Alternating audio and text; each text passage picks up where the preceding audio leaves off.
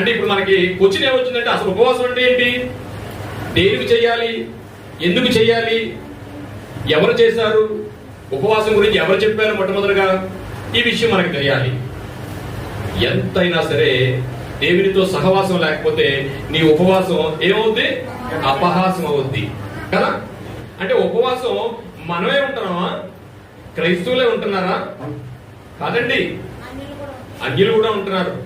ఇంకోటి చెప్పనా, నాస్తికులు ఆస్తికులు అంటే దేవుని నమ్మేవారు నమ్మనివారు ప్రపంచంలో ఉంటారు. నమ్మనివారు కూడా ఉపవాసం చేస్తున్నారు. ఇప్పుడు ఎందుకనుకున్నారు, పొట్టలు పెరిగిపోయి. ఉపవాసం ఉంటుంది ఏంటి చెప్పండి, సడన్ గా చేస్తారు ఉపవాసం ఇంట్లో, చెప్పండి ఏంటోది. చాలా అనుకుంది చెల్లికి సడన్ గా ఉపవాసం ప్రకటించారు ఇంట్లో, ప్రకటించినట్టు కూడా తెలియదు కదా. వెంటనే మానేస్తారు, ఎందుకు మానేస్తారు కూడా చెప్పరు. చాలా ప్రమాదం ఇంట్లో, అది కూడా ఉపవాసమే. మరి ఇవన్నీ ఉపవాసాలు అయినప్పుడు దేవుడితో సహవాసం చేసే ఉపవాసం ఏంటి?